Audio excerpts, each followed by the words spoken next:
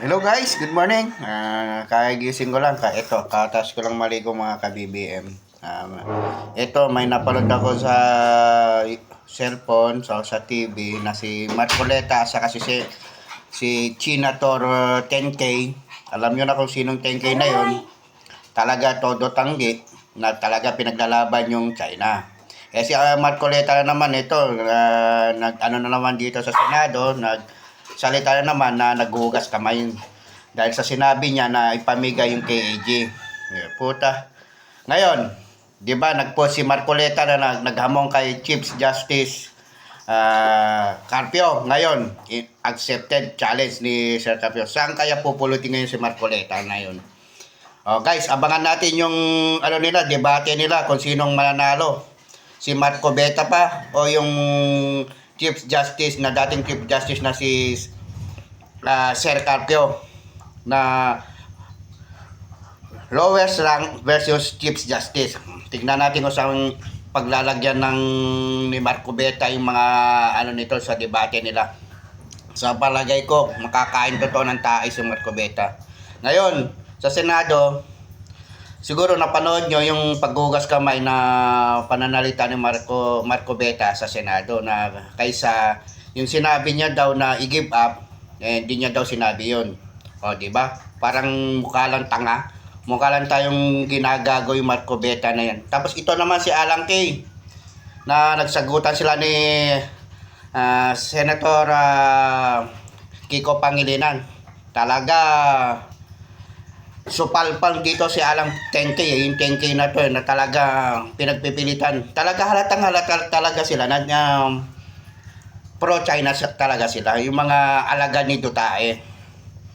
Yun. Alam nyo na guys, yung mga tao na trader sa bayan, alam nyo na kung sino iboboto nyo sa sunod na eleksyon. Kaya mag-isip kayo, huwag kayong magpabudol sa mga taong ito. Lalong-lalo na to sa mga alagad ni Duterte. Tayo ang kawawa. Tayo yung binebenta sa dayuhan. Tingnan nyo. Dahil sa pagboto nyo ng mali na pinangakuhan lang kayo, binoto nyo. Kaya mag-isip kayo. Kasi yung pangako na yan, hanggang pangako lang yan. Dalawa na ang nambudol sa atin. Yung 10K, tapos yung Meralco bill na 2K na pababa, hanggang ngayon, pinaasa lang kayo. Mga mangmanga tayo nga mga Pilipino, minamangmang pa nga tayo, mga hayop na to. Di ba? Kaya yan lang masasabi ko sa yung mga comment na lang kayo sa video nito yung hayop sa kaban ng bayan o yung mga iniidolo yung mga Duterte. Kayo nang bahala, mag-isip kayo. Kami mga BBM loyalist, nagmamahal kay Pangulong Bongbong Marcos, alam na namin na kung sinong traidor at sinong hayop sa salot sa lipunan. Alam nyo na yan. Dapat nga maintis na si Sara. Matuluyan na yan para wala nang manggugulo. Kasi hanggat nandyan mga DDLs at dyan mga DDS, magugulo talaga bansa. Di sila, di sila titigil yan hanggang di maipo si Sara Lustay nila.